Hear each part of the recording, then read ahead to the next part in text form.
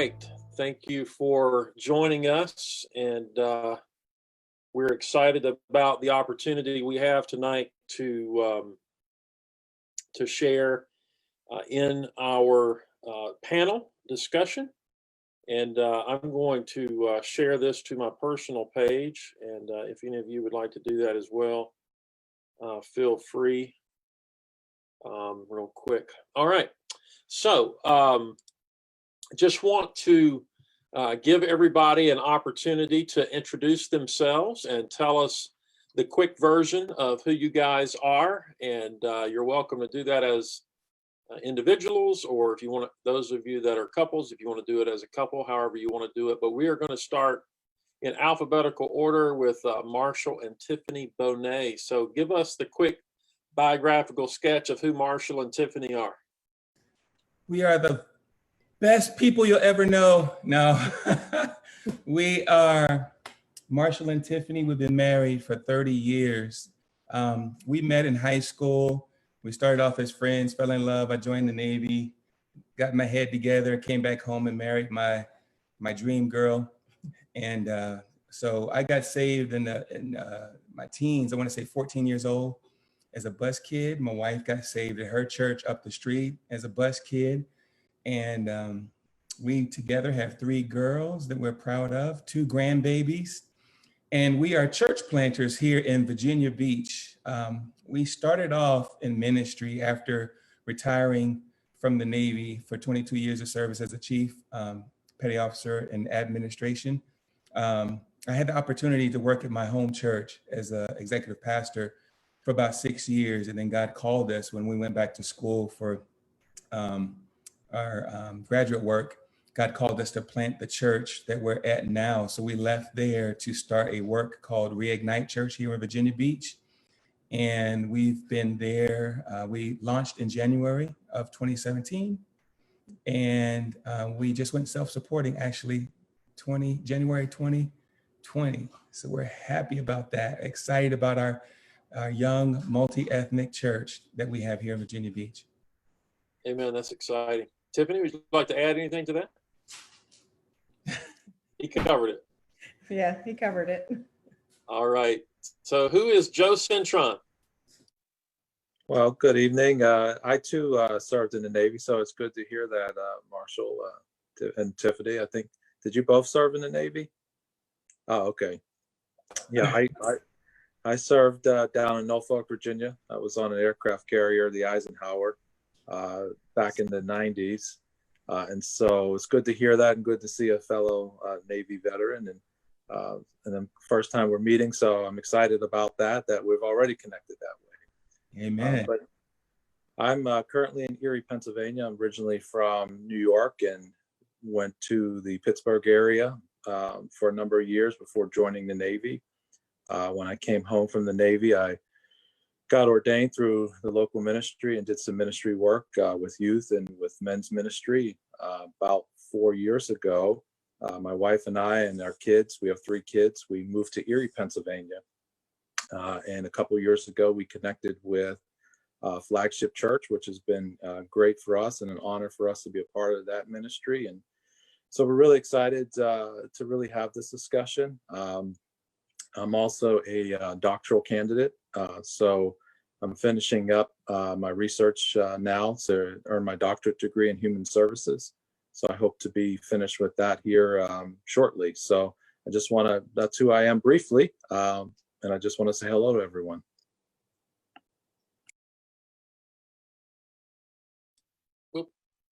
All right, Alan and Mary, give us the breakdown of who you guys are, and appreciate you being here. Well, my name is Alan Ledesma. I wasn't in the Navy, so I feel left out now. So I kind of want to say something about, but I mean, I wasn't. But either ways, no, I was saved at a pretty young age, and my family's always been involved in church. My dad worked with music, and then eventually became a Spanish pastor at a ministry. So I grew up with all of that. I went to Bible college. During Bible college is when me and my wife, which she can tell you a little bit about her in a minute as well, kind of met, or kind of already knew of each other, but we kind of started dating and started talking, all that stuff, and then graduated. And not long after I graduated, I was offered a job at a Hilltop Church in Fuquay Varina as the Spanish pastor, or official title would be like assistant pastor overseeing the Spanish ministry.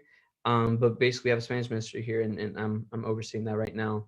And that's kind of what I've been doing for not even a year now. So I'm still pretty new at ministry, still pretty new at everything that's going on. But yes, that's who I am. And I don't know if you want to say yourself. Yeah, and I'm Mary. It's nice to meet everybody. I'm really excited about this opportunity. I was saved in the first grade, and I'm a teacher right now. My parents are missionaries to Guatemala, and August will be 1 year that they've been in Guatemala. And like Alan said, we're pretty new to the ministry, but we're enjoying every minute of it. Awesome. Well, it's great to have all of you on the panel, and I have met all of you. Obviously, Joe attends Flagship Church, but have met the rest of you at different times. And when I started thinking about different topics that I wanted to do these Zoomcasts about, this is one of the first ones that came to my mind. And each of you, God has used in my life in relation to this topic. I met Alan and Mary, really got to know them last year when I was in Florida, and got to hear a little bit of his story. And he'll probably share some of that tonight. I had Marshall come up and share with our church a few years ago, and he and I had an opportunity to have great conversations while he was here. We've emailed and messaged back and forth through the years, and he spoke at our national convention. That was a couple of years ago, I think, and I really used him to really challenge us. And Joe and I have had a lot of conversations about this topic as well as many others, and so I thank God for each of you, and you guys were the first ones that came to my mind when I thought about, who do I want to get together to talk about this subject. And I had no idea when we scheduled this, all the stuff that was going to be happening in our nation over the last couple of weeks, but God did. And so, as I said when we met a few minutes ago and prayed that, may God help us to be part of the solution. And so, Joe, I'm gonna give you the first question tonight. And someone has rightly said that the hand that rocks the cradle rules the world. And you being a parent, what are some things that you think that we can do as parents, or what we can do as parents, to help our children understand this issue and help them guard their hearts against prejudice? I read people have been posting on social media, until things change in our home, they're not going to change in our world. So what are some things that you think we as parents can do to help with this situation? Yeah, that's a good question. And certainly, I think there's probably a lot of thought on that. One of the concerns that I always have is that parents sometimes feel the need to shelter their children from the reality that's happening in the world instead of addressing it with them. So, we try to keep them from that. And sometimes that actually does more harm because they're not exposed to the reality that out there in the world, it's not as safe as we try to make it in our homes. And so we try to talk about, how these things occur or why they occur, and maybe even what our responsibility as citizens is to these type of issues. So I think we need to have really kind of an open, honest conversation with our children, with our families about, the reality that this is real. We may not see it, right outside our front door, or we may see it right outside our front door, but we can't ignore it. And so we have a responsibility as human beings. We have a responsibility as Christians. We have a responsibility as community members that when we see wrong, we have to discuss it and we have to do something about it. And so I think part of the things that I have experienced in my own personal life or even in the communities is that sometimes we as parents, we just don't want our children to see those type of things. And sometimes to their detriment because they don't know how to deal with it as they get older and start experiencing it. So I think it's important that we have honest conversations about what's occurring, why it's occurring, and what our responsibility is as individuals and as believers that how we're supposed to address that. But it's also important, that we address our own individual biases.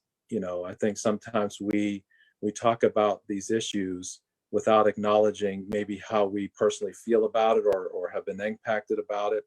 And so we need to have a discussion also about, what are some of our biases and what are some of the things that challenge us, that we see that we don't agree with, so that we can address why we feel those ways. And even in children, I have a biracial family. My father was Hispanic, my wife's African American, so my kids are kind of in the middle there. And we notice different things. My daughter's a little lighter than my sons are, so she might notice that. Wait, why is my skin tone a little bit lighter than my brother's skin tone? And I think we need to talk about that. And so I know, being Hispanic, one of the things that I know is that Hispanics can be as light as can be, and it could be as dark as can be. And sometimes you can't tell the difference.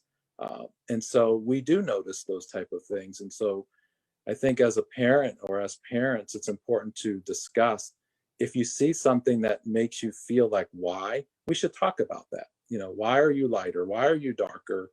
And have those discussions instead of us pretending like we're not going to talk about that here because we don't see color. And the reality is we do see color. And so our responsibility is, when we see color, how do we feel about that? Or why do we feel that way? And have that kind of discussion so that when they go out into the real world, they're already exposed to that at home, that we've talked about this and this is what it means and this is my responsibility, instead of letting the world shape their thought process. We should be shaping it in our homes. So that's what I would say. Some very good points there. I know Alan and Mary aren't parents yet, but I wonder if there was anything in their parents' lives that maybe they instilled in them that helped prepare them for this kind of thing, and maybe things that you're thinking about, maybe if the Lord blesses you with children one day, how you might approach that. Okay. Well, I mean, yeah, it's hard to say exactly, what I'm going to do with kids, because I have no idea, until I'm actually at that position. So I don't want to overstep anything. But yeah, I mean, certain things I think, especially being in ministry my whole life, or my family, is you learn to just accept people as people, and as Joe was talking about, like, Hispanics come in all different shapes and sizes and colors and everything. So yeah, I mean, I would sometimes see somebody, a Hispanic person, and they'd be a little darker, a little lighter, and then you learn to not assume anything just because of a skin color, because in my family they were all Hispanic, and then coming to America at such a young age. And then I think, me personally, I don't think it was necessarily my parents, but being in, let's say, public school, and then not knowing any English at all, and going into kindergarten and only knowing Spanish, and having to teach myself, because my parents can't teach me English because they didn't know English. Having to do all that, and I felt left out, and I think, if anything, the one person, I still remember the person's name too. It was a kid in my class in kindergarten, who, she happened to know English and Spanish, and she helped me through all of that. And I think, in a little way, that even helped me. I'm like, I know how it felt to be left out of certain things just because of a language barrier. I'm not super dark, but obviously I'm a different skin color. So I think that shaped my mind, is like, okay, I don't want anyone else to feel that way. Who's going to be that? Am I going to be the person who helps that other, little kid or young adult or adult, or it doesn't matter who it is, who doesn't know any English or doesn't know any of this? Am I going to be that bridge? Am I going to help them to function? And I know it was kindergarten, but you still have to do so. I remember this one time, I didn't know how to ask to go to the bathroom, and I really needed to go. And I had no idea what to do. And I was really embarrassed to ask the girl in my class. I was scared of girls. So I was like, I'm scared to ask this girl, can you ask the teacher that I need to go to the bathroom? And I don't want anyone else to feel that way. And then my parents, of course, even though they didn't know any English, they tried their best, and I think now, obviously now I know it. And I think with my kids, I want them to be that bridge. I want them to be that difference in someone else's life. But I hope that kind of makes sense. I don't know if you have anything to. Growing up, I'm half white and half Hispanic, you know. So from my mom's side, I have darker siblings, and then from my dad's side, I have a lot lighter sibling. So we grew up, and it was just very diverse. And I grew up in Durham, which has so many different cultures in it. So I kind of just learned from a young age, and I think thankfully because of my parents, I learned not to really care about color. Yes, we all noticed it, but it wasn't really an issue. It was never an issue for us. I think personally, because my family was so diverse, I just learned growing up that color didn't make a difference at all. So I'm very thankful that my parents raised me in a way that I had respect for every culture. So yeah, I think maybe that helps with the question. Marshall and Tiffany, anything you'd like to add to the parenting discussion? You said you were parents of 3 girls 3 girls, yes. and a couple of grandkids. So Want me to anything you start? want to add to what's been said about that? I'll start. Yes, we have 3 girls. I mean, varying in ages from our oldest 35 to 27. 7. I was about to say 26, 27. And then 16 years later, before I retired from the Navy, I was like, well, this is the chance to have a boy after this long a wait, and another girl. Our youngest daughter is the darker of all 3. And our middle daughter is kind of in between. And our oldest daughter is even lighter than my wife. And my wife is half German, half Black. And so with our youngest especially, she early on had questions about, you know, Mom, are you peach? You know, Dad's brown, and I'm tan or something like that. And she described us to this missionary couple one time when we were at the Nationals as we were serving in the booth, and she was witnessing. And we thought it was interesting hearing her explain her description of us. I think when things like this come up, it's important that we share and that we cover it at home, that we talk about it and not act like it's a blind type of thing. I was raised to see everyone equal, not to see color, but I had color discussions. And so it prepared me as a parent to have those discussions with my daughters. We raised our daughters that, you know, there were certain standards to dating before they even enter out there into the world. Couldn't date till 16. We had different things, you know, we wanted to be a Christian and so forth. Color was never one of them. They felt like they could come home with any ethnicity as long as they loved Jesus. That's how Mom and Dad raised them. And that's because we had open conversations. And whether it was something that come up at the National or something that came up privately at home, we had those discussions with the girls, and we lovingly shared with them the difference and to appreciate the difference. And I think it's important. Sometimes it's something that we want to, like when it comes to birds and bees, we want to shy away from, you know, sharing that truth, but it has to be shared. You want to share anything about that? Yeah, I would just say, I think it is important to have conversations with your children yourself regarding race, because I know me growing up, my family didn't have conversations regarding race.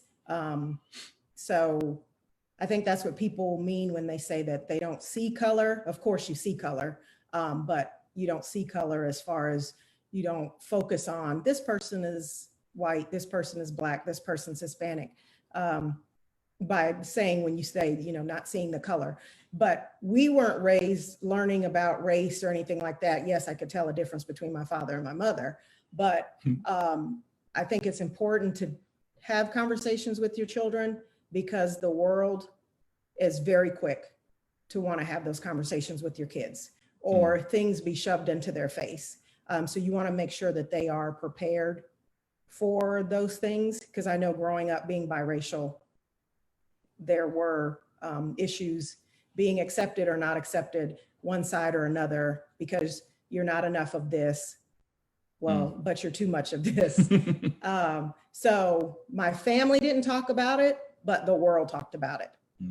And so therefore, it was kind of hard to, understand coming from my background where it wasn't really talked about. It's like, I don't see the big deal. Because that's just not something that we looked at. So I think it's important to have the conversations with your kids when they have the questions. Yeah. And like Lexi, for example, as Marshall was talking about, her saying what color she thought we were, and she didn't understand, well, Mom, why are you this color? Dad is this color, but we're all considered Black. And so in simplest terms as I could for her, I pulled out a box of crayons that had various shades of blue. And I pulled out all of the blue colors. And I said, one at a time, what color is this? Blue. What color is this? Blue. What color is this? It's light blue. It's dark blue. And I said, so you're saying all of them are blue?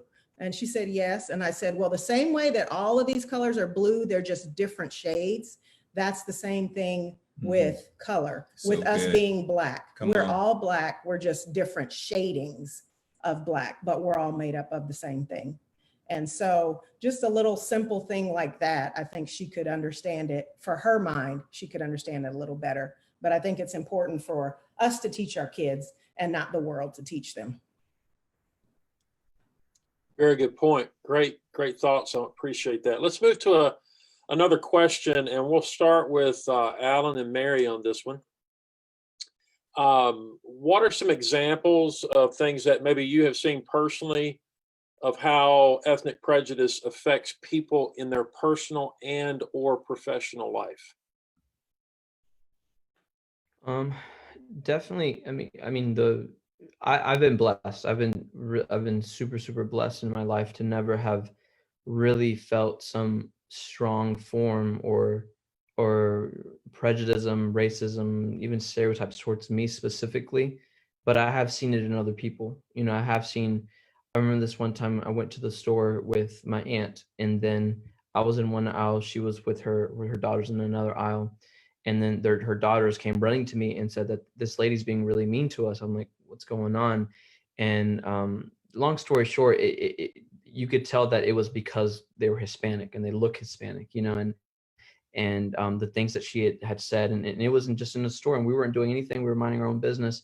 And I think that was one of the biggest forms. So I've been really blessed, but to not see it in huge ways. But in reality, you really think about it, you see it in little ways every day. In little bits, and you might not think that, oh, that person's being a little bit prejudiced or racist but they are. And I think even all of us even have a little bit of that, unfortunately. And I feel like a little bit of shame thinking about it. But even in my own culture, I'll see somebody and then I'll say, well, why are they doing that with their lives? And then you think about, no, that's not, I don't need to think like that, because if I start thinking like that, then other people are going to see that, and it shouldn't be the normal. And I think that's the sad part, that it is a normal thing. And sometimes people kind of make fun of it, like stereotypes. One thing is joking, but one thing is living it. And I think more people live it than they realize. So I don't know how to stop that. You definitely have to stop and think, stop and think about what you're saying, what you're doing. About when you see somebody and you think a certain thing, you don't have to express it. You have to think, am I thinking that way because they are like this, or am I thinking that way because I'm looking at them? You're really judging them, by the cover without reading the book. I don't know about you. Can you repeat the question? Sorry.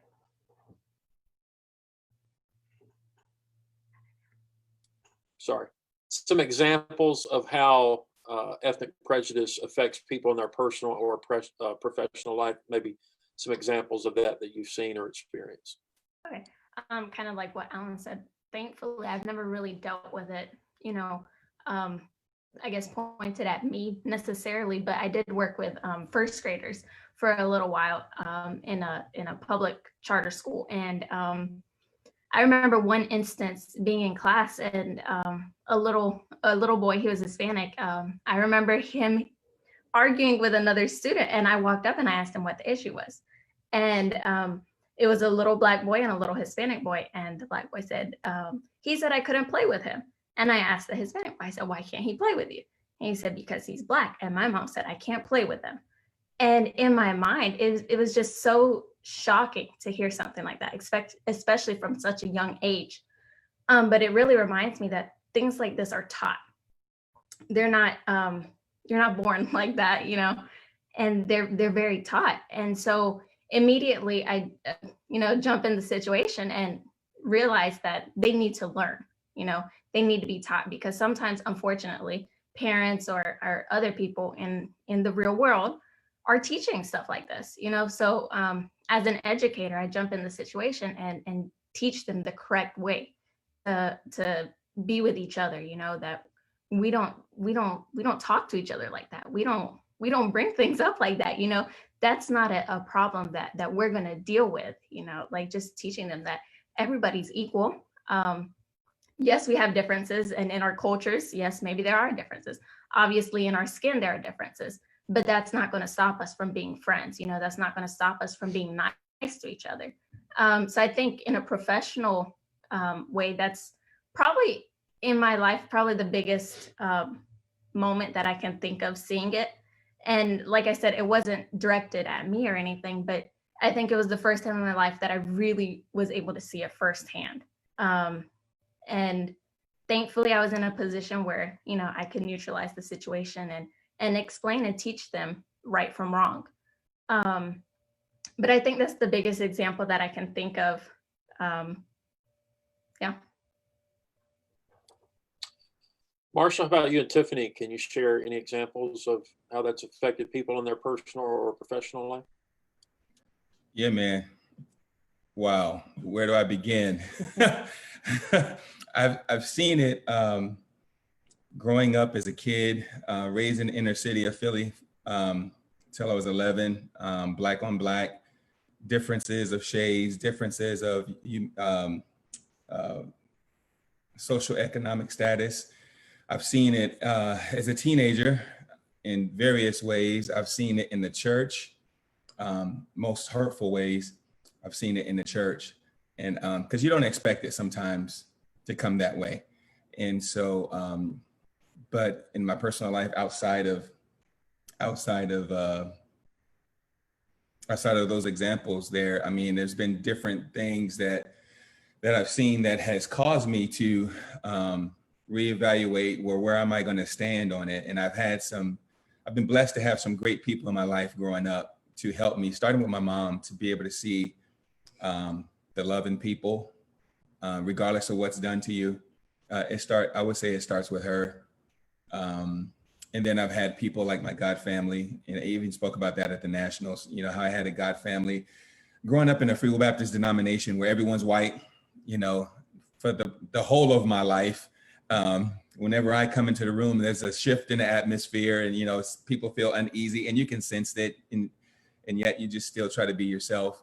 And yet I had this at 14, when I gave my heart to Christ. I've seen at a young age where Christianity, the love of people's love for God, has made an impact in my life when it came to ministry. And I was so grateful that happened at an early age, because it showed me that when I would see to come, that it's not everybody. Everybody, you know, when I would see the ugliness later, I saw the love first in the Fleming family, and they were instrumental in loving me. Crystal Hills Free Will Baptist Church was instrumental in embracing us as a bus kid. Mike Turner, I never forget, I accredit a lot of my faith right now to this man called Mike Turner, who was a bus driver, who came to my house in the hood, you know, and hung out, went to my games, showed God's love as a white guy, and just talked to me, you know, when my dad wasn't there, and talked to my mom, and just loved on me. And so I've seen the balance of, you know, ugly things, and I don't really want to highlight those, but I've seen a lot of good things. And so I know that a difference can be made, because I've seen the balance of both in my life. However, I would say, to sum everything up, is that when it comes to seeing people marginalize people for their color, I think it has to be called out in love. Because when you don't call it out in love, stating back to my God family, they didn't start off loving everybody.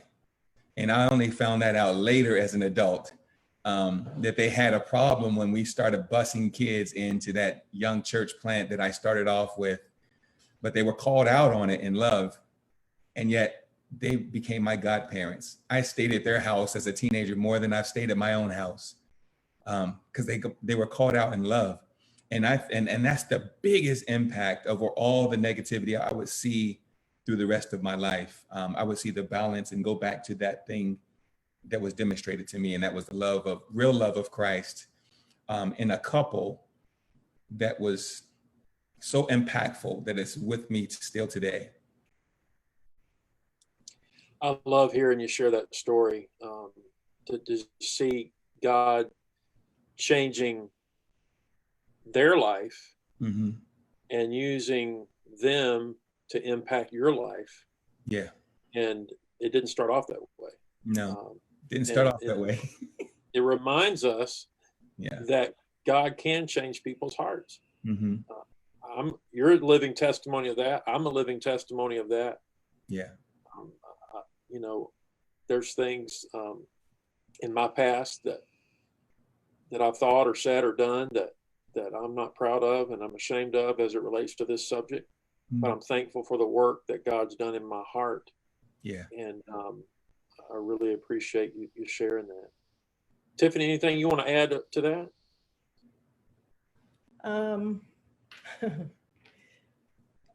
Well, like I said, for me growing up, I saw different things,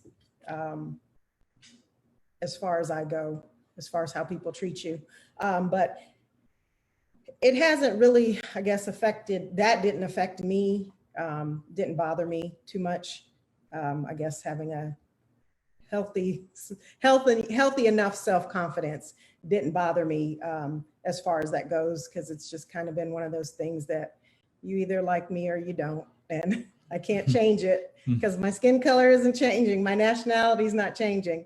But saying, you know, if you've seen things affect anyone or in their job or anything like that, I can say that I've seen things as far as with Marshall,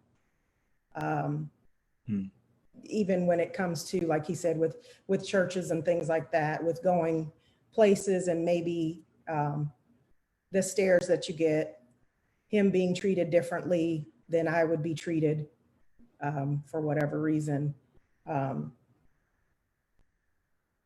So just seeing that, but seeing how he deals with it with such grace and love. And he's had numerous conversations with people to try to educate.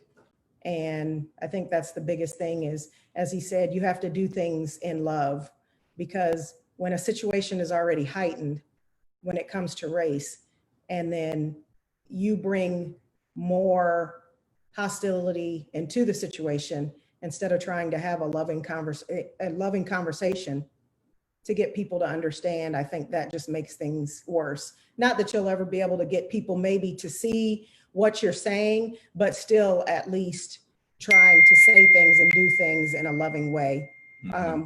Because at the end of the day, whenever you have conversations with people, you want them to see Christ in you. Yeah. So if you're showing something other than Christ when you speak to people, even on the subject of race, then you're kind of just messing up the whole situation. So it's been tough at times to see, you know, things that he's faced or whatever, but it's also nice to see how he handles things and how he deals with situations that comes up with, you know, God gives him what he needs for the different times. And I can say, you know, from a distance, that love coming through you guys. And Marshall is the kind of person that I think people that have an open mind, he's the kind of person that they want to listen to, because I think of that, like you said, that grace and that love that he demonstrates. Wow. When it may not always be easy. I'm sure it's not. Yeah. Thank you for sharing that. Joe, anything you want to add to that? Yeah, Well, there's a lot, but for the sake of time, I'll try to be short-winded. I think none of us are born with stereotypes or biases. We're taught that. The problem is it's easier taught than it is to get rid of.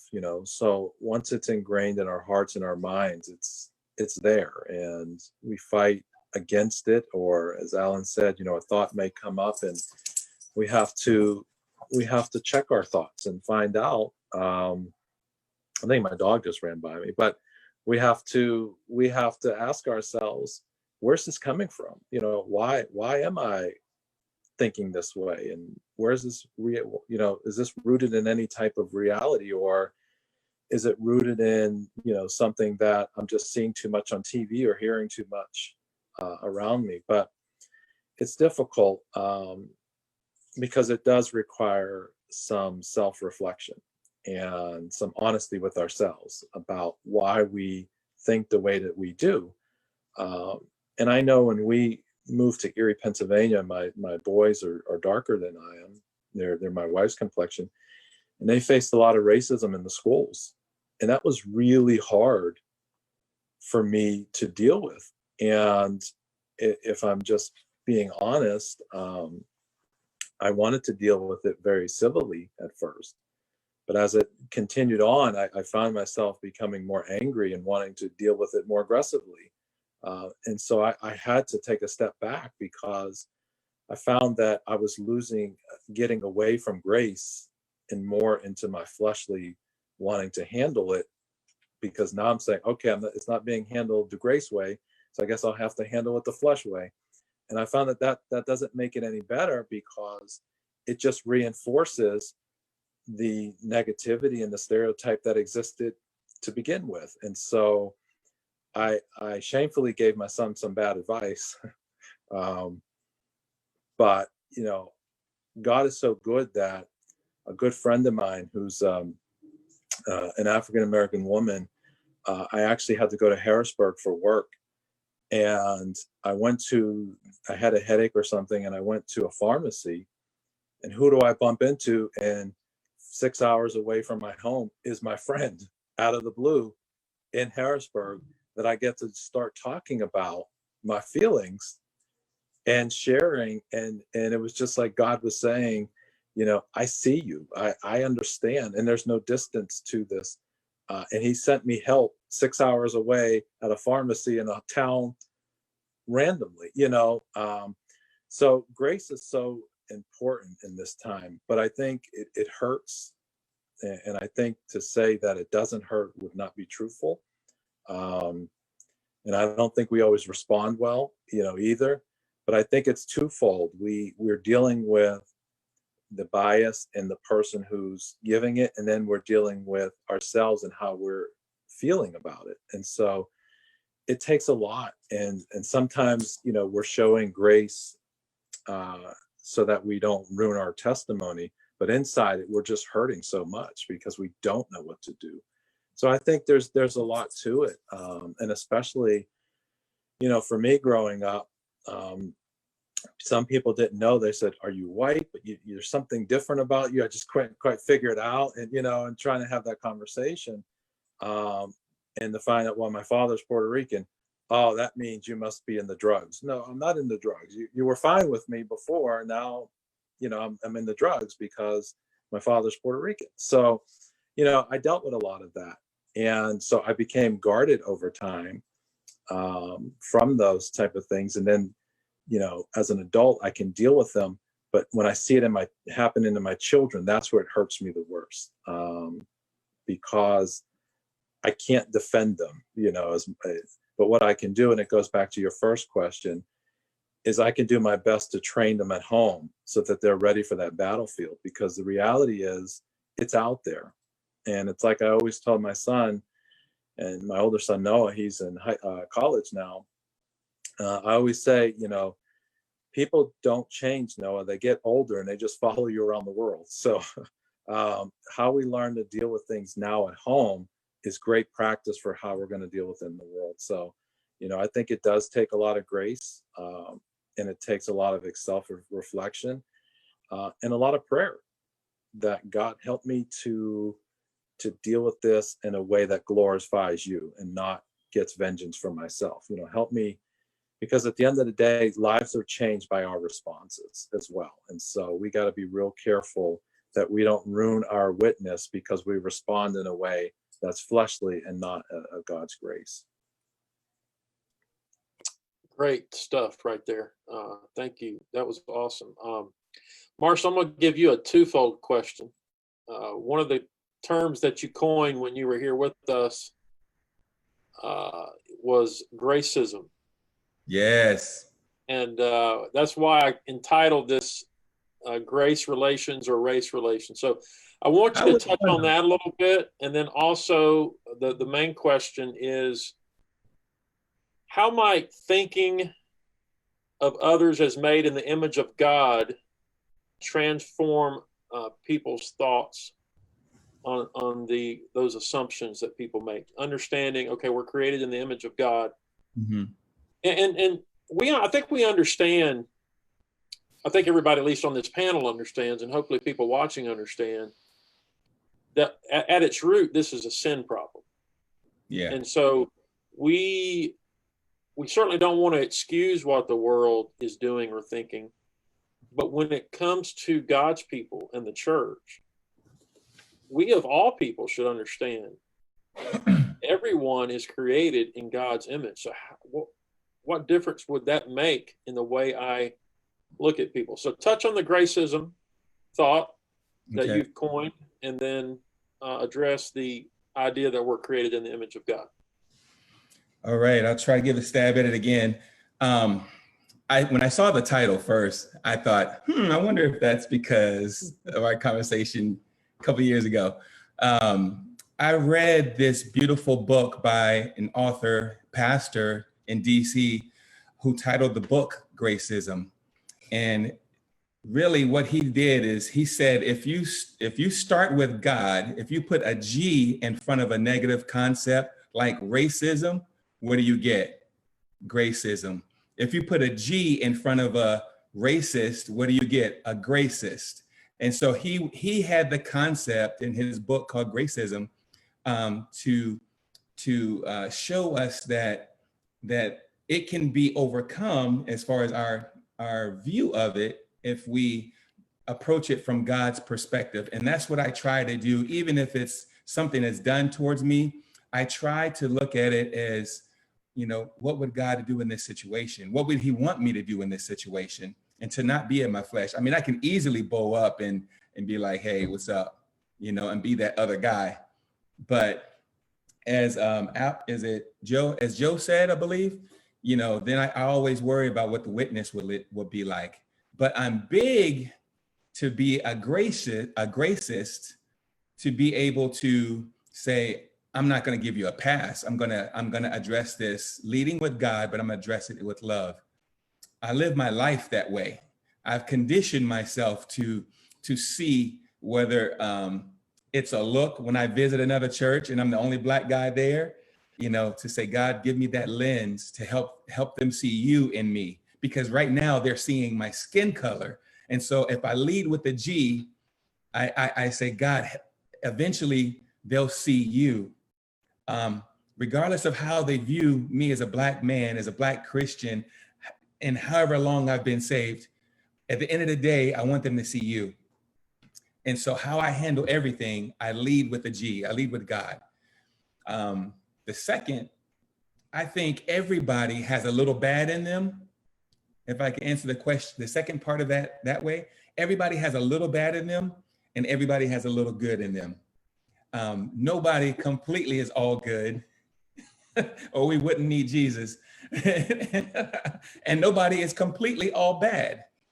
Some mother loves that bad individual, some dad probably loves that bad individual. And so I say, God, when we pulled our skin back, we all are covered with your blood and we all look the same outside of our skin color. And so the Navy really conditioned me to see it this way. I had, in the Navy, you're forced to work with all kinds of people. And I've been on two carriers, the Eisenhower, as well as the George Washington.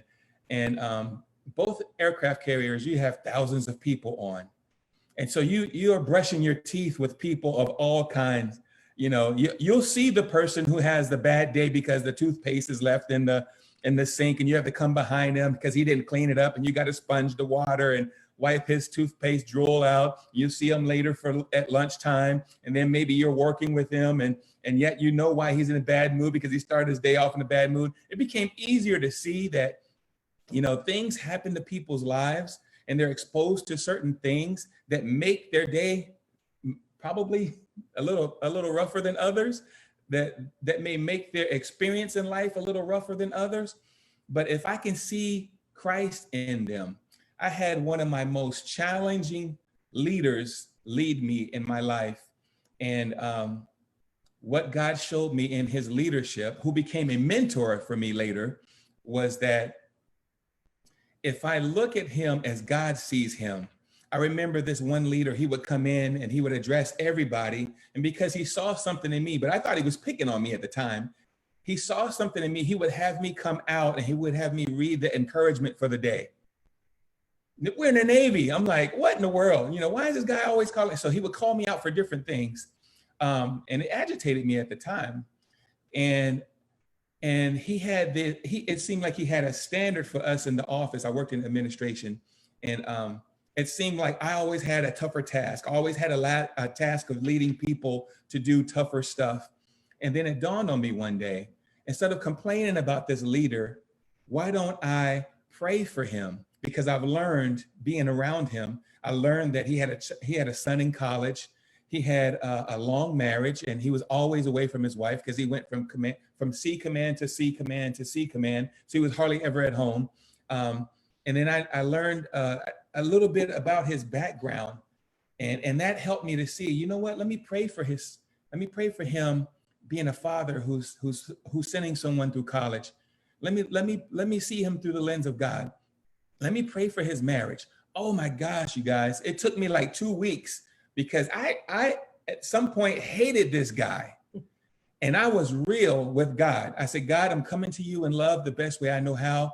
This guy in my life, if I ever hated anyone, and he was a Black guy, I was like, I hate this guy for how he is, and how he's always giving me the hardest stuff to do, and how he's always on my back, and he was always challenging me. And like I said, later he became my mentor, and he was at my retirement that I had in a church.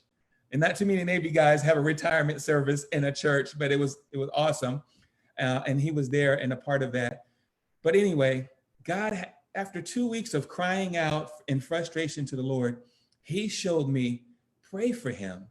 You know enough about him. Pray for his marriage. Pray for his son, that he will be a better father than he probably is to his son. And he will financially be able to not have to worry about how he's going to keep him through school. Pray for him that he would come to work and be focused on the task at hand and not be angry for something that he and his wife were having an issue with that he brought to work. And when I flipped it like that, and I started seeing him and others through the lens of God and how God sees people, man, it was a game changer. It was a game changer.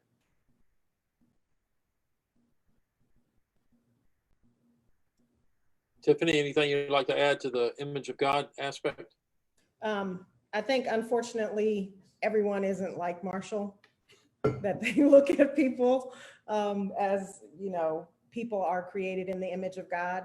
I think that's why we have issues in the world, because people don't look at it like that. And there are groups, there are people that are in organizations, and they feel like their organization is a Christian organization, but their organization is built on hate.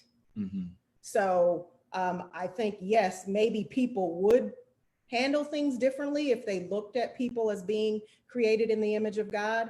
But unfortunately, it's because they don't look at it that way, to be able to say that we all are the same. Because unfortunately, you even see that in churches. And it's not necessarily just even a race thing. It could be a thing of somebody's background. They came out of drugs, maybe they came out of prostitution, and people don't see them as they are created in the image of God.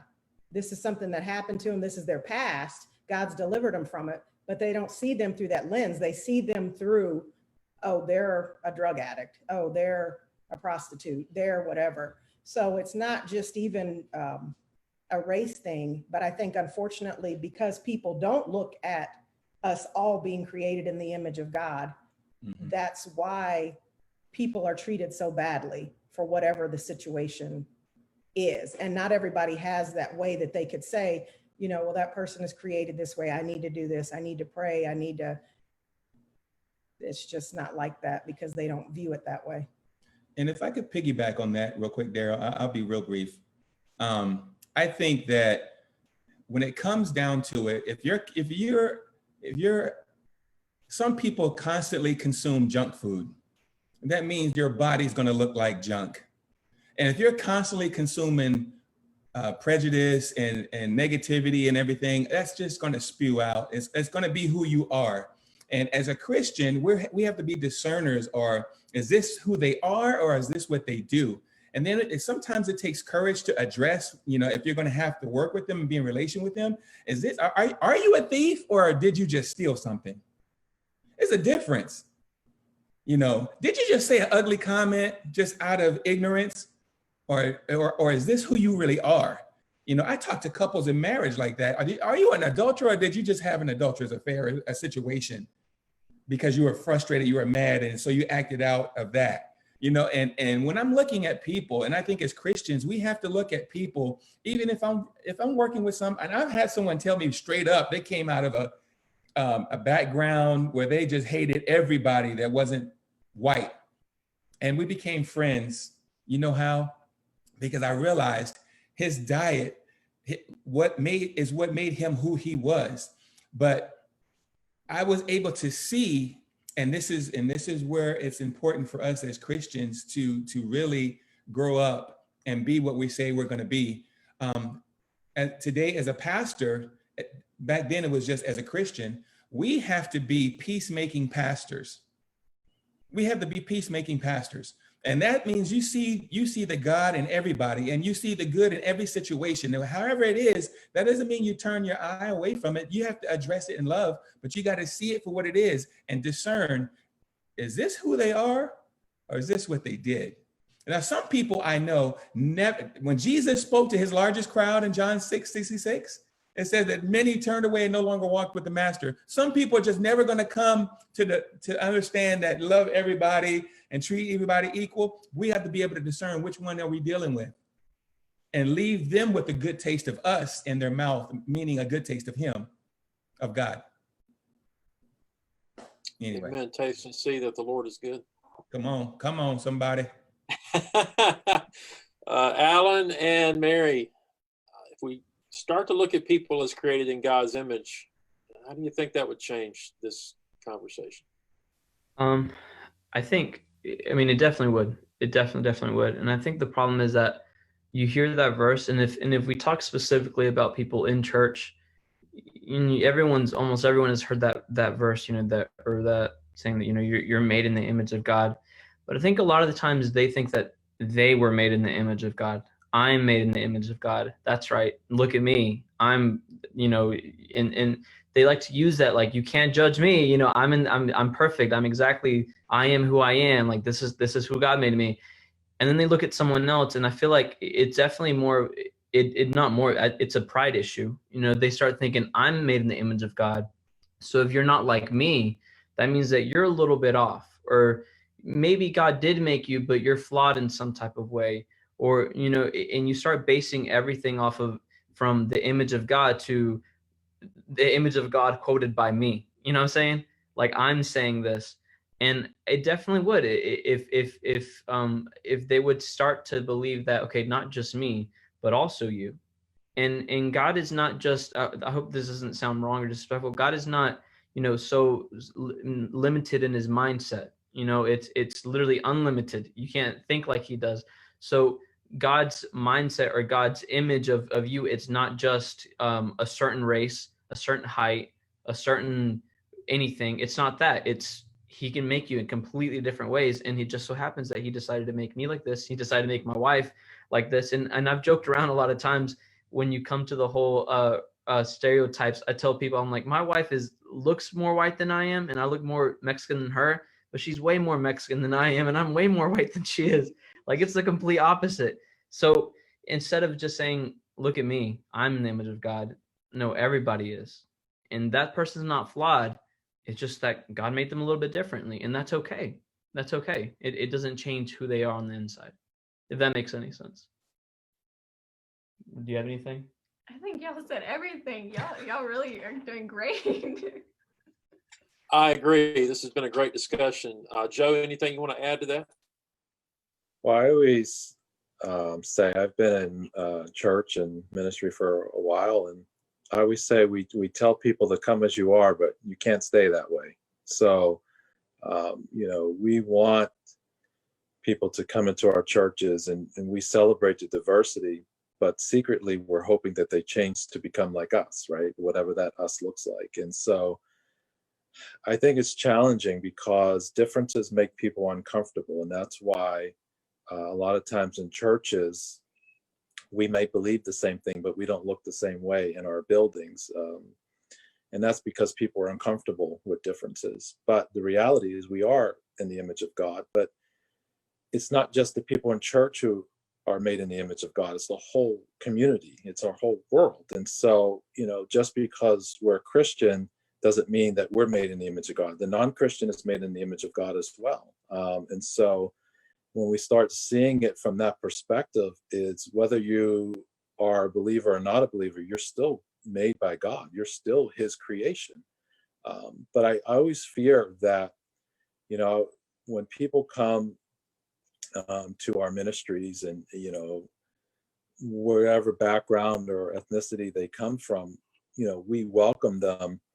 But a lot of times we're just wondering how long is it going to take before they start talking like us, or start acting like us, or start believing like us, or start participating in things that we like. And sometimes they never do because that's not who they are. And so, learning to love people for who they are and who God created them to be is a big challenge for us. And I think that that's where a lot of division even happens within the church, is we start pointing fingers and saying, well, look what they did, and look how they talk, and look what they participated in. And it's like, but that's who they were when they came to us. So why, unless God changes our heart, why would we expect them to become somebody that, they weren't when they first arrived? And so I always say the church is just, it's a hodgepodge, or it should be a hodgepodge of all walks of life. But as we grow together, when we start focusing on us individually and lose sight of Christ, that's where our problems happen. But when we all are unified in that one cause, which is we love Christ, then we start seeing each other through that lens instead of the lens of looking at them as individuals instead of, creations in Christ. So I find it always just interesting, that we say we want it, but are our churches really ready for the type of diversity that really is God's children? And John, I think you hit the nail on the head. We kind of want people, the Bible tells us that as we grow, we're conformed to the image of Christ. And I think sometimes we want people conformed to the image of us. And, because, and I think it's kind of already been hinted on as we've talked tonight. We all grew up differently. We all come from different backgrounds. We all come probably from different church backgrounds to some degree, maybe different worship styles or whatever, different cultures. And that's kind of our comfort zone. There may be a church in town that preaches the gospel as straight as an arrow, and they're very liturgical. And then there may be another church in town that preaches the gospel as straight as an arrow, and they're very disorganized. But the gospel's still being preached. And so, we might not feel comfortable in a liturgical church. We may not feel comfortable in a church that's very disorganized. But that doesn't mean that they're not preaching the gospel.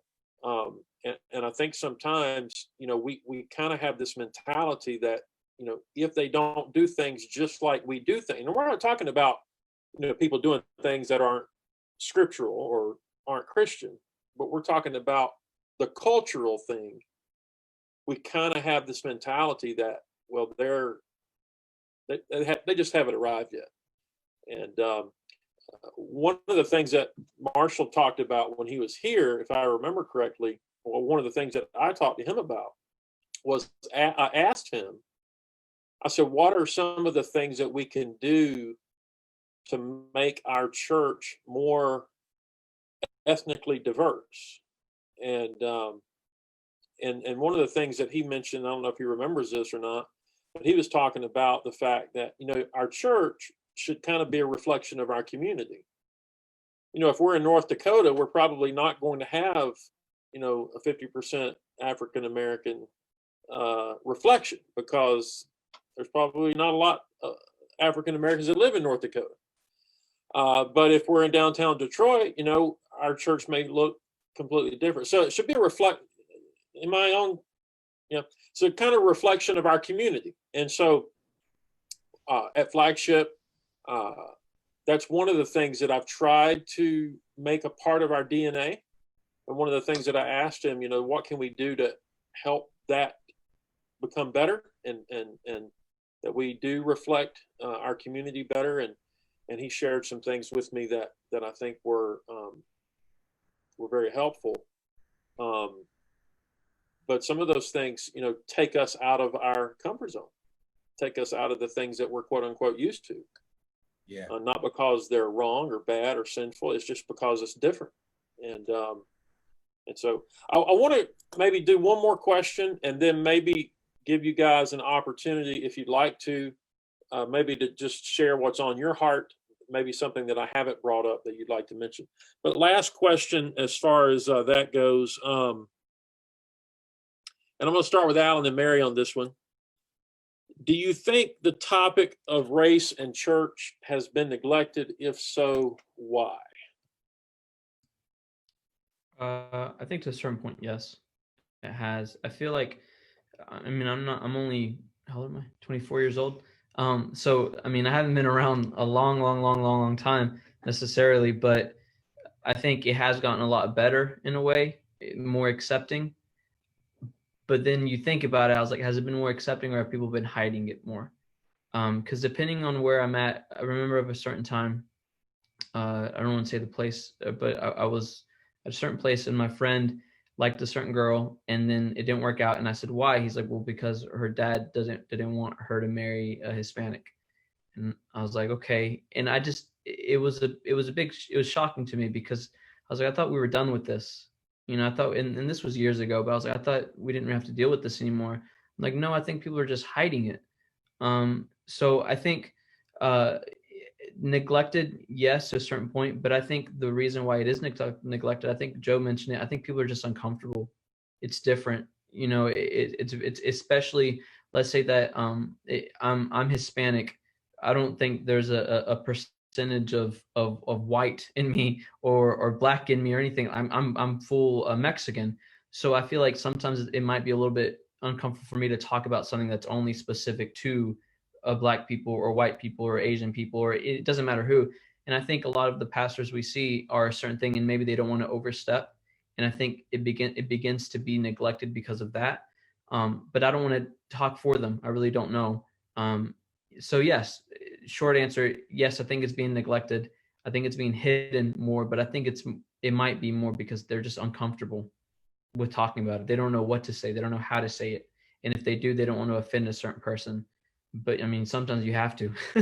Sometimes you have to offend somebody. So I don't know if, yeah. I think also, like right before me and Alan were speaking a little bit about this, and a lot of it falls on leaders. If there's anything that's noticed or picked up in leaders, the congregation's going to pick up on that. People aren't dumb, people notice things. And so I think once we have strong leadership, that are more aware, ready to talk about things, ready to address problems, then you'll see the church start following, because as pastors, as leaders of church, you're called to be a shepherd, so once things are made more aware, and more people are aware of situations that are occurring, and prejudice that are present in the church, I think the people just start to follow what they see, so. Yeah, and I think even if you don't understand, you have to ask the right questions. You have to ask the right person the right questions too. If I don't understand anything about this, I go to someone else who does understand. So I'm not made like a fool in saying, well, I think, well, no, let me ask someone who does know. You know what I'm saying?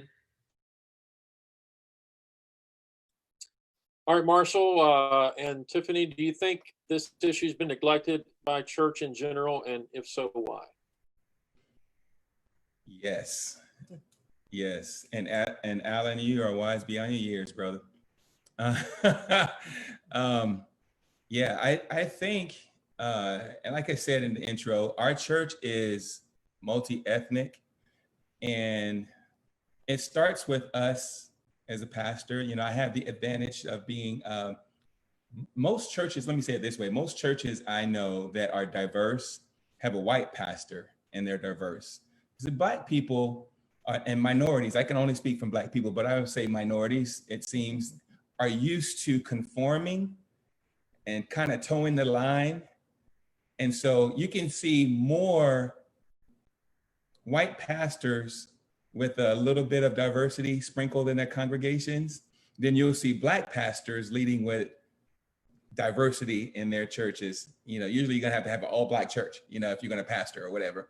And so knowing that, one, I'm in a denomination predominantly white, and then two, knowing that I'm in a community that's diverse, we built our church, Reignite, by saying that it's habitually said, we have to be comfortable being uncomfortable.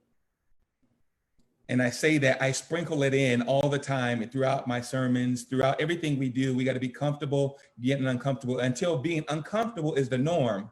So when something comes up, if we're diverse, if we're having a potluck, I mean, we don't do potlucks, but if we were having a potluck and someone's bringing a European dish or an African-American dish or whatever, and you're like, oh, this is good, you know, who made it?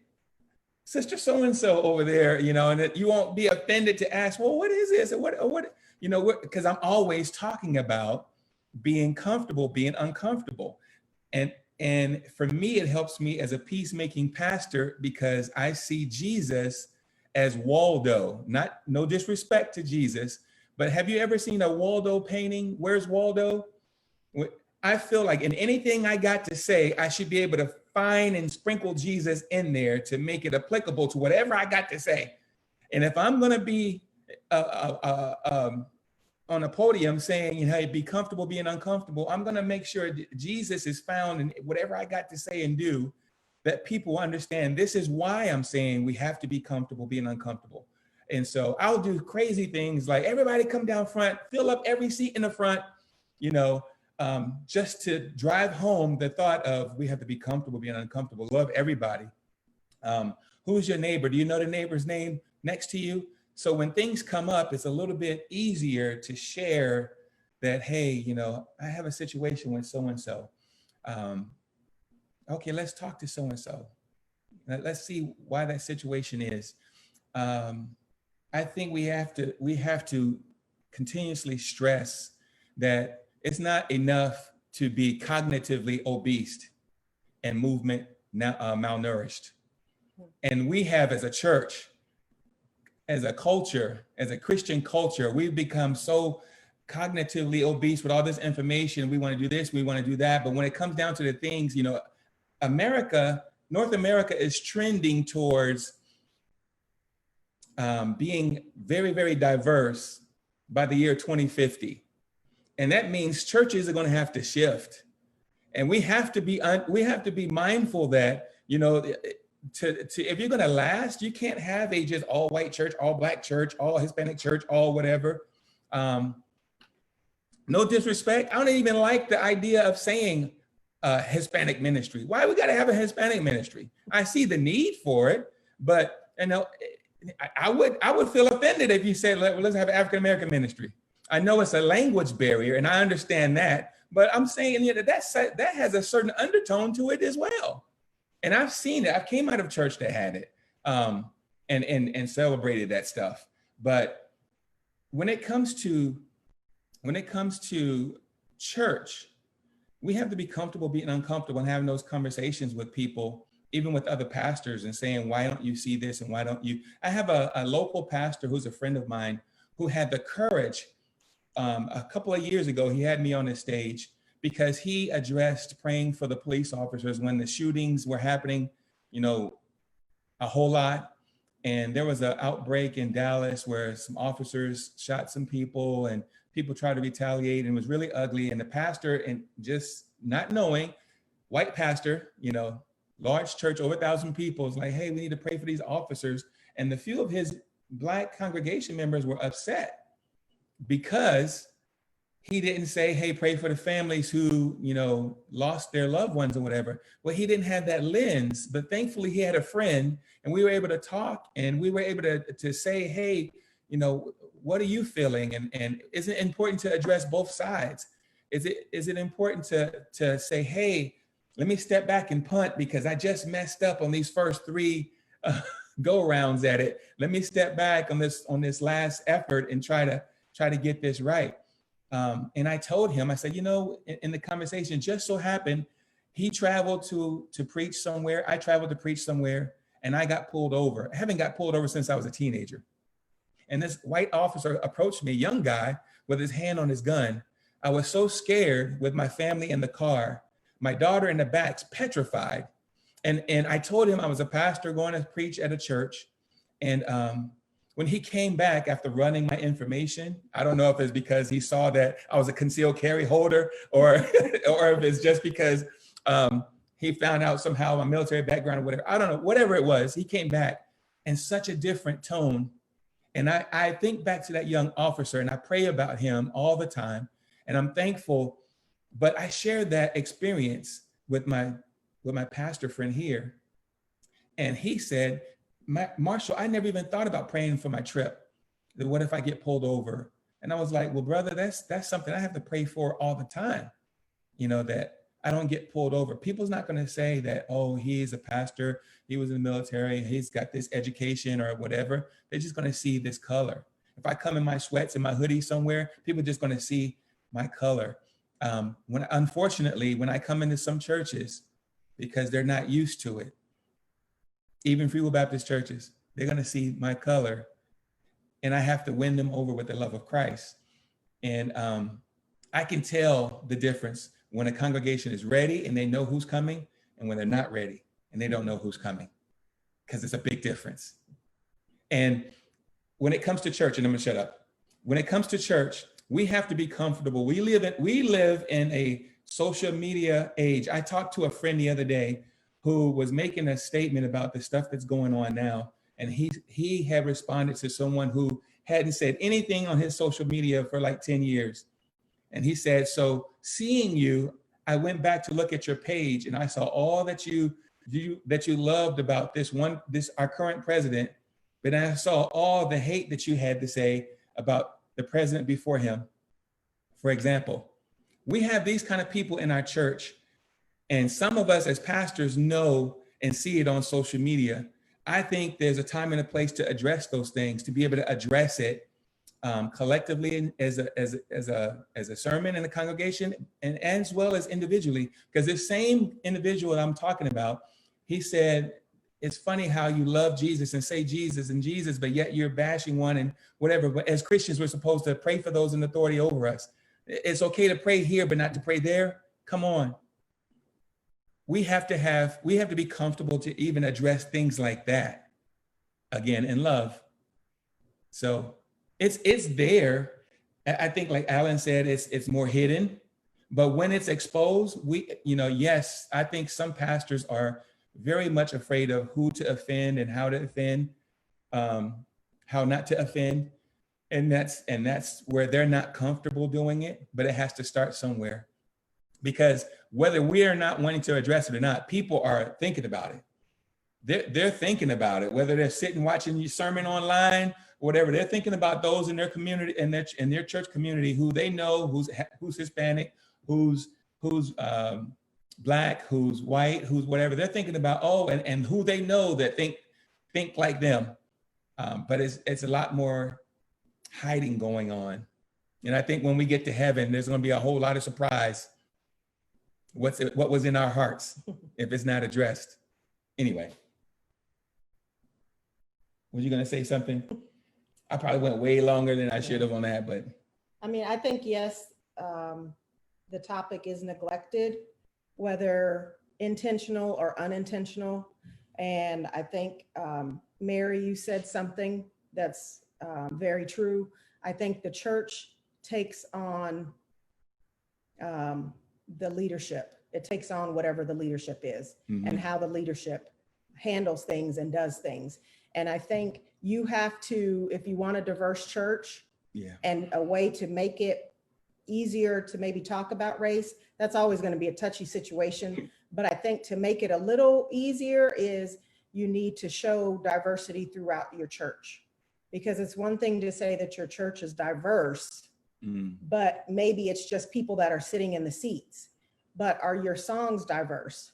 Things that you have in your children's ministry, is it diverse? Pictures that you have up on the wall, is it diverse? And all of that stuff takes on what the pastor is. Yes. And that is one thing Marshall is very intentional on. He does not want music being all in one lane, because he realizes it's real easy for him to build a Black church, but he knows that God has called him to build a multi-ethnic church.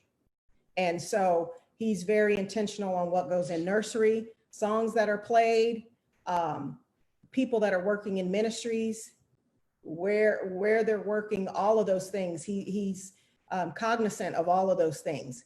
And I think when you do that, and when people can start seeing that they have a pastor that is for all races and truly is for all races and not just in words only, and they can see it throughout their church, I think things maybe will be, it won't be neglected as much. Won't be as hard either. Yeah. Won't be as hard. Yeah. Because as a pastor from the front, you have to practice. You know, there's one thing to say it, but you have to practice being comfortable, being uncomfortable, and then and then not run from something when it comes up. Yeah. You know, or if I hide, if I don't say anything, it's gonna go away. My youngest daughter used to walk into a nursery like this with her hand up, and it's like, sweetie, you don't see them, but everybody sees you.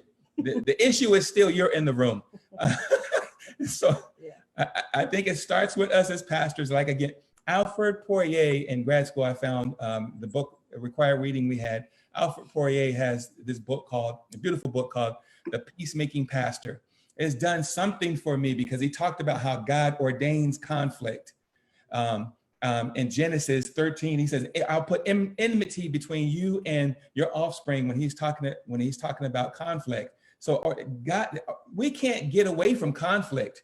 And so as peacemakers, we have to understand that conflict will be there, but we are equipped as Christians on how to deal with it, but it's going to be uncomfortable at first. But after a while, what's uncomfortable will be comfortable. Great insight. I appreciate that. Can I just add something? Yeah, I was getting to you next. So go ahead. Oh, okay. Well, first of all, great wisdom from all of you.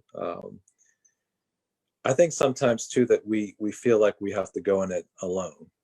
And I think too, if you look at this Zoom call and the differences between all of us, imagine if we, regardless of where we worship, got together and decided collectively that we want to address this issue, not only from our individual churches, but in our community at large, with our mayor's office, with our council, that it's not just, you know, our church deciding, you know, hey, we want to address racial tension. But imagine if we got together as a body, and whether it's a predominantly Black church, predominantly white church, a mixed church, but those individuals got together and said, we as a body refuse to allow this to become who we are, and actually showed that. I think that would be a powerful message than us trying to be lone rangers in our individual churches to solve it, because it's difficult. And I find that a lot of times when people are looking for churches, they are looking for people who look like them. And so, for instance, you know, me having a multiracial family, it's important that I am in a place that has similarities. And so, but imagine if we say, you know, this is our church, but we're larger than this. We fellowship with other bodies of believers who look like all different kinds of people. And so they're not just looking at us as one particular building, but they're looking at us as a body, as a community of churches.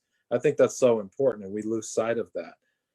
But I also think it's important too that, and it's been mentioned, whenever possible, our leadership should be representative of our communities, just like our churches should be as well. And so it shouldn't be that our congregations look like our communities, but our leadership should look like our communities. And so we shouldn't just need, you know, we have a lot of, let's say, Hispanic teens, so we better find an Hispanic person.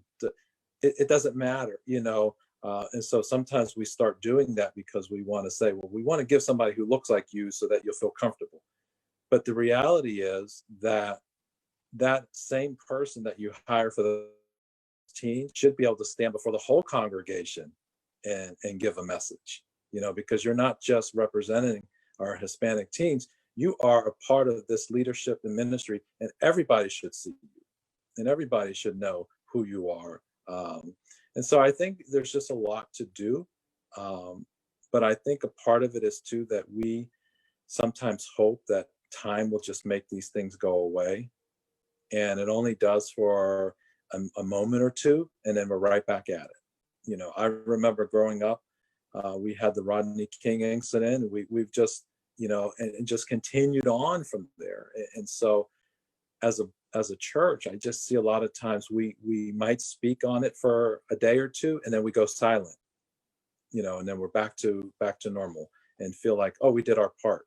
But the reality is we need to do our part every day, you know, not just as individual churches, but as a body of believers. Because if we can do this, and we're all in different parts of the country, except for Daryl and I, well, we're different parts. I'm on the east, you're on the west, but nonetheless, you know, we're in the South, you know, we're in North Carolina. If we can do this at this level, imagine the impact that if we got together as a community and said that we want to do this as a community, as a body of believers, regardless of the name of our ministry, this is important to the furtherance of the kingdom of God. We can make change, but if we're not willing to do that, then it's going to be the same old where we talk about it for a few days and then we pray that it just goes back to being normal after that, and it's not. So it's going to take a lot of effort, not just individually but collectively. Awesome. So real quickly, I want to give each of you an opportunity just to share some last words. Maybe there's something you'd like to mention that I didn't ask about. I don't know if any of you have a testimony or comfortable sharing anything about your life or in relation to this, but just to give everybody a opportunity to give some last words, and we'll start with Alan and Mary.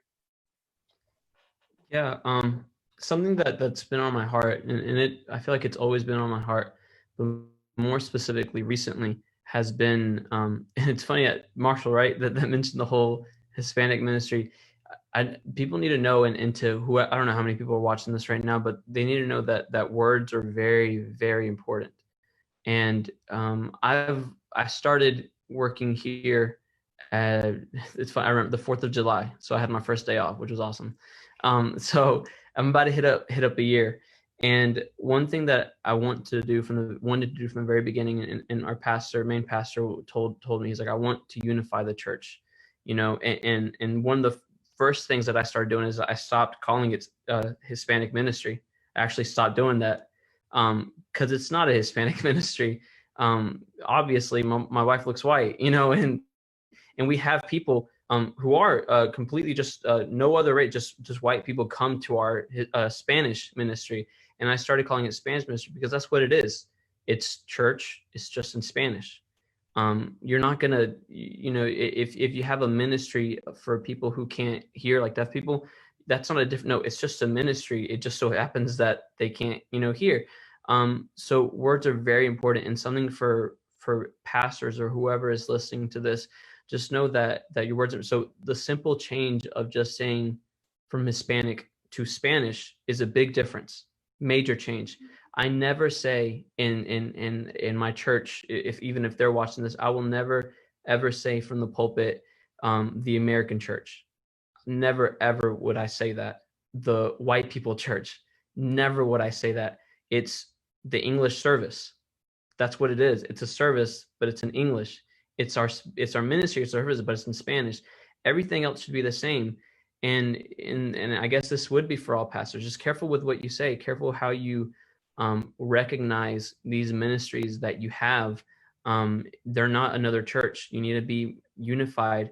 And the simple things of your words are simple things like, I know ministries, Spanish ministries who, that you go to their page and, maybe they're doing, especially like during these times, everyone has to go live or all this stuff. Maybe they're doing it from their phone. Maybe they're doing it from this, maybe they're doing it from that. And then you go to their English side and they have $1 million equipment. And it's like, this shouldn't be like that. You're putting, there's a difference and there shouldn't be a difference. You're one church. So why can't you let them do this? Why can't you let them do that? And something that even I've been pushing more and more in our ministry in this year. And I was joking, so I was like, I've asked for so much money trying to make changes so we can be the same church. And in things like Sunday nights, we stopped having our Sunday night services and we just have it all collectively in the English service. Because I know almost maybe 80% of my people speak English, like people in my church, they speak English. Or at So, least understand. or at least understand, and if they don't, they understand a good amount to where they can understand the message. Like, why don't we have it together? It was mentioned that in the future, it's gonna be so multicultural, everything. So why not let them, I can understand if you're 80 years old and you don't want to learn a new language, but I understand that, but not everybody is 80 years old wanting to learn a new language, so trying to unify a church, careful with your words, for sure. Careful with your words. There shouldn't be a difference in the ministry and the church. It should be the same. It should be the exact same thing. And then also the third thing would be in our English services, our Zachary Bell. If you, I don't know if you know him, Daryl is our music guy. He says every first week before all this happened, every first week of the month, I want someone from the Spanish ministry to sing, not exposing, what would the word, you might, what's the word, showing people, I don't know, exposing them, I can't think of the right word, to other cultures, basically. Yes, you might not understand the song that's being sung in Spanish, but let them worship. God understands. And letting them be, or even Pastor Jeff has told me, he's like, I want you on stage. Obviously you can't be on stage on Sunday mornings, you're in your own ministry, but on Sunday nights, I want you on stage. I want people to see you up here. And it's not necessarily a race thing. It's no, we're one church. We need to be unified. And I think one of the questions that was kind of brought up a little bit, but I remember the question that you emailed us was how to unify church. There can't be a difference. There can't. I'm not saying to be colorblind. There is, but there can't be a difference. One can't be better than the other. No, we're both equal. I probably rambled on about that, but I hope that makes sense to you guys, but also to people watching this. It's very important. And it's been super heavy on my heart recently. I think also kind of going off of what Alan said, like just acknowledging that there are differences, there are cultural differences and sometimes even boundaries, I think when me and Alan first started dating, meeting his family, especially his extended family that didn't really know me personally, I would be kind of shy, to be the first one to approach him and start a conversation. But then also they were scared to approach me as well, because they see a white girl and they don't even know if I know Spanish and they only speak Spanish. So going in, and I've learned to just confront that, and start off saying hi and introduce myself and speak Spanish and make it aware that I do understand them and that they can understand me as well.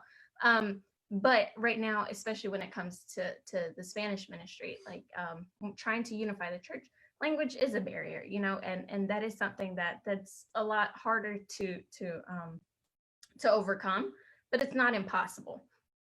Even things like when Alan's or anybody from the Spanish ministry is singing a special or something, they'll sing a song. I know Alan's done it several times, singing a song that is translated in Spanish and English, so he'll sing a verse in Spanish and then a verse in English, and just little small things that might not make a huge impact or a huge difference in anybody's life, but it is something that unifies, so I think just even little details, acknowledging that there are things that maybe someone that doesn't know Spanish isn't going to pick up the language immediately, but learning hola or, little things like that make a huge difference, especially speaking from a Spanish ministry where there are some people that don't know English, learning how to say, hi, how are you? Or simple, words that to communicate, just little things go a long, long way. Yeah. Not just learn English, learn Spanish, Mhm. Yes, you have to meet somewhere. And that somewhere can't be in one side, it has to be in the middle. We have a couple that attends our church who are from Puerto Rico, and they're from, I want to say Connecticut, somewhere in they used to live in Connecticut in the New England area, and they've noticed for whatever reason that they felt quite a bit of ethnic prejudice in Erie. And one of the things that they have mentioned specifically is they've noticed it like when they're in public and they're speaking Spanish to one another, because that is, their first language, that is their heart language. And they sometimes will get stares or feel that oppression. And I think it's something like Marshall was talking about earlier about the traffic situation or being stopped. It's something that I probably never think about. And I think there's a lot that I take for granted that I don't think about. And I think discussions like this help all of us to realize, there's probably a lot we take for granted and don't think about that other people go through that I'd never even think about. And I don't think it's anything I've done wrong. It's just, I don't think about it because I've never, felt that or sensed that or whatever. But Marshall and Tiffany, what are your closing thoughts? Just in closing, again, I want to say this was great. And Alan, man, thank you for your wisdom. Words do matter. And they make a big, big difference. And I'm so glad to hear that that's how Hilltop is transitioning to Spanish ministry. That's awesome. I love you guys there. What's been on my heart, especially now recently with all the stuff that's happened as of late, I don't want to get off the air without saying it.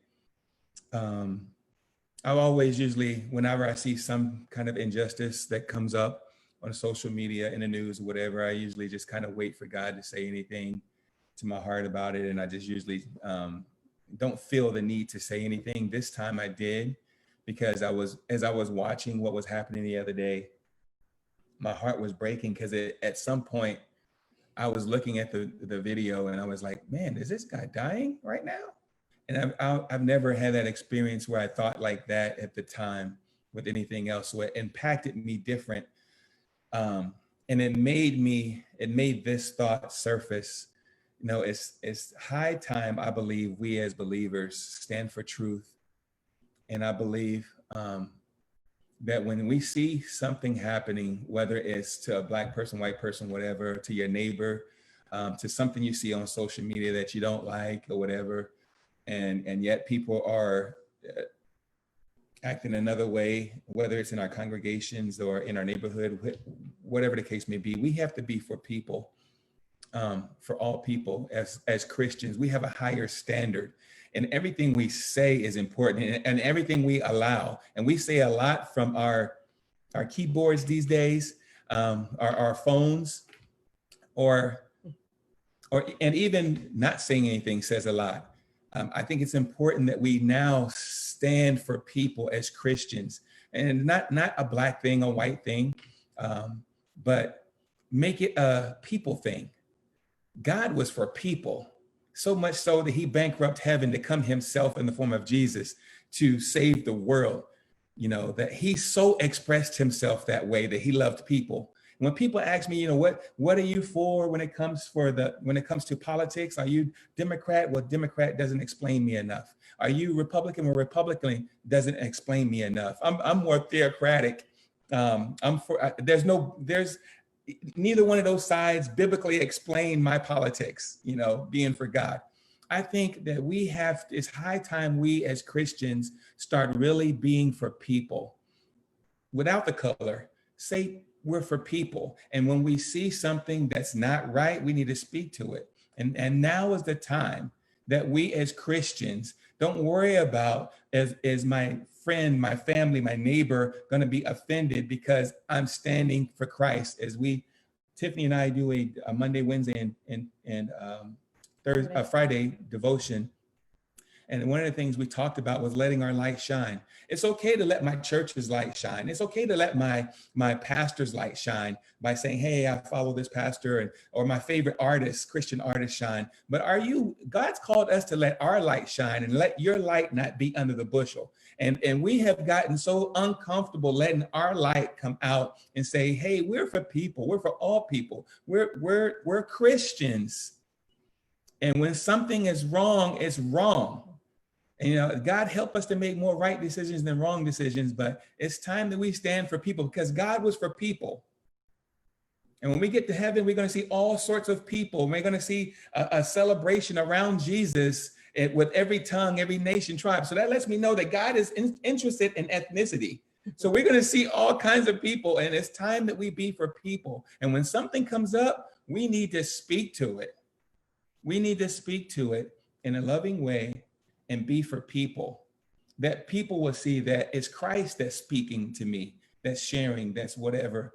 And not worry about who you're going to offend, not worry about because if you say anything in love and do it in a loving manner, they may be offended at first. Remember Jesus, when John asked from the jail cell, you know, who is this that's coming? And he sent people out to find out what Jesus was doing. John was offended. And then Jesus said back, tell them that the blind see, that the deaf hear. He says, tell him all these things. And when he had that, his mindset changed, because it was the Messiah, it's Jesus. Jesus was for all people. And so that's what I think that we have to be. We have to be for people. And it's time that we stand up for truth. God is for truth. And he's for truth with love. Too much truth is damaging, but too much love is just equally as damaging. So anyway, that's what's on my heart. Full of grace and truth, that balance. Yeah. Tiffany, anything else you want to add? No, it's all been covered pretty much, but just I think it's time for people to have the uncomfortable conversations. Yeah. I think enough time has passed. I think enough things has happened where it's just time for people to have the uncomfortable conversations, because it's going to be uncomfortable, but you just have to, as we say, you have to be comfortable being uncomfortable. People may not totally understand your side. You may not totally understand their side, but at least you can have a conversation. And I think that's where it needs to start, is that there needs to be conversations, and we need to be outraged for whatever the situation is. If someone is of someone that's Hispanic, we should be outraged for that. If it's somebody that's Filipino, we should be outraged for that. If it's somebody that is white, we should be outraged. If it's Black, we should be outraged, because I know the statement that goes around is all lives matter. Yes, we all know that. All lives do matter. Duh. But we have to look at what is the life at the time that is being oppressed at the time. Mm-hmm. If it's a Hispanic life, then we need to rally together for our Hispanic brothers and sisters. If it's Filipino, that's what we need to rally for. But yeah, we have to rally for everyone. And yes, everyone does matter, but of course, when things are going on, it's at the time you want to bring justice to whichever situation or whichever race it is at that time. And I don't think there's anything wrong with having conversations. They may get heated at times. We all know Jesus turned over tables. But Oh, did he? We don't want to admit, we don't want to talk about what Jesus saw stuff in the temple and he called it out. Yeah. I think he saw what social media would have advertised, the selling of doves and all this stuff. He's like, what is going on? And he flipped tables over the first riot. Yeah. So. Oh my gosh. I think that's just something probably just, we need to have those talks with each other. Yes. Amen. Amen. All right, Joe, finish us off tonight with your final thoughts. Well, first, thank you all. I really enjoy listening and learning, and just hearing your hearts. I think that's so important that we just talk from our heart, and not just from an emotion, but from our heart. But I think it's so important that we start talking about what are we going to tolerate as a church? What are we going to stand for? Because clearly ignorance and ignoring isn't working. So I think we need to redefine ourselves and say, okay, apart from, and Marshall, you said it perfectly, I'm not Democrat, I'm not Republican, I'm for people. And we try sometimes to fit it into a box, and it doesn't fit into a box. So we have to ask ourselves, who are we as a church, as a body of believers? Who are we, and what are we going to stand for? Who do we represent? Well, we represent Christ. Well, who did Christ represent? The Bible says he went to the cross for us all, that all of us could be saved. Who is all of us? That's all of us. All means all. And so that goes back to the question, well, if all means all, well, then what are we going to tolerate? We're not going to tolerate that any longer. And we can't stay silent on these issues any longer. We can't pretend that if we just let it go, it would eventually just go away by itself. No, it doesn't. History says it repeats itself. There's nothing new under the sun. So that means if we see it now, we're going to see it again. So let's start addressing that. But let's not just be that at the church either. Let's be that on our jobs. Let's be that in our communities. Let's be that representative, not just when we're amongst company. Let's really challenge ourselves and find out, like, what am I going to stand for as a believer? Whether someone stands with me or they don't, I can't stand for this any longer. I have to be outraged. I have to be angry, because even if my neighbor or my church friends or family don't agree with me, I personally can't allow myself to sleep well anymore, knowing that this is happening around me.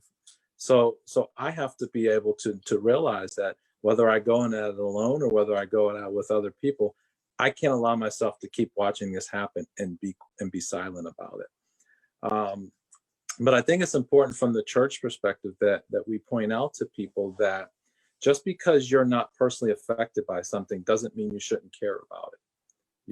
And a lot of times people say, well, I don't see that in my community. It doesn't mean you shouldn't care. I don't see a lot of things, but I care about it. People say, well, we don't have that here. Yes, you do. You're just not seeing it, or you're just not opening your eyes to it, but it's around you. People put gates around their communities, to think that they're going to keep the element out. You didn't. You just put a gate kept it in, So I think that a lot of times we want to ignore it because we pretend like if I don't see it, or if I'm not personally affected by it, then maybe I shouldn't take an interest in it. But guess what? As the body of Christ, yes, you should.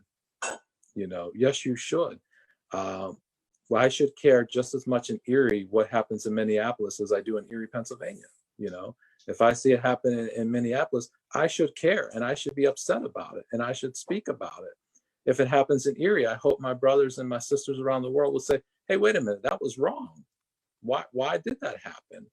So I think we need to care about issues, whether or not we're impacted about them or not, that we should be discussing them. Because in my experience, even if we're not experiencing it today, we're going to experience it. And we started this conversation off talking about what we train our kids in our home. We're training them for the world, and we should be training our churches for the world as well. Because just because you're not impacted today doesn't mean you won't be. Your neighbor might be impacted. How are you going to address your neighbor? How are you going to deal with that? And so I think we just need to take on a new level of caring for people, regardless of what those people look like or backgrounds. We just need, and I think Marshall, you said it, we just need to really start loving people and caring about those issues. So that's how I would just sum it up. I just think we need to do a better job of just loving people, and not making it necessarily a racial issue. There is a lot of racial injustice in this world, and we need to care about that. But the more we start loving people, and as a church saying, we don't care what you look like, we're going to love you. And if something is wrong or you're being treated differently, we're not going to stand for it. And letting the world know that this is who we are as the body of Christ, and we can't stay silent any longer. So I think that's important. And I just leave, the last thing I would leave is that we need to do this together. I can't do this on my own. Our ministry can't do it on our own. We can only go so far, but if we're really going to make a change in this world, we have to do it as the body. So that's what I would leave with. Let's be in this together. Amen. I appreciate all of the input tonight. You guys, we only got to 5 questions. So I think we need to have a part 2 in a month or so. And you guys have been awesome. I'd love to get more people involved as well. There's some other people that I thought about after we got started that I'd love, to hear their input as well. But I don't know if any of you guys follow Benjamin Watson. Benjamin Watson used to be a tight end for the Patriots and a few other teams. If you don't follow him on social media, I want to encourage you to follow him on social media. He really has a heart for this issue.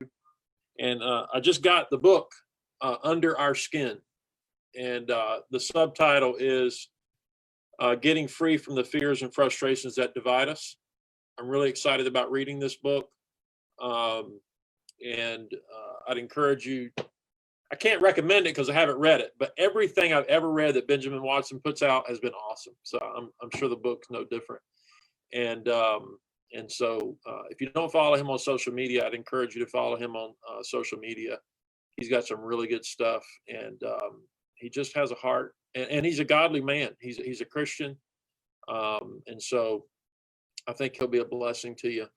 I haven't said a whole lot, but I want to say something. I want to thank God for what he's done in my heart. I mentioned at the beginning of this, each of you have contributed in my life. We didn't go into Alan's story, and I didn't know if he would be comfortable sharing it in a live format like this, but he shared some things with me personally when we met in Florida that God just used to really speak to my heart, and I felt like there was a connection there. And I've had the privilege to go to different countries and worship in India, in France. And there's something about the body of Christ, that there's something that unites us. And I didn't understand the language in India. I didn't understand a lot of what was going on in France. But there was something that when you walk through those doors and you were surrounded by other believers, there's the unity of the church.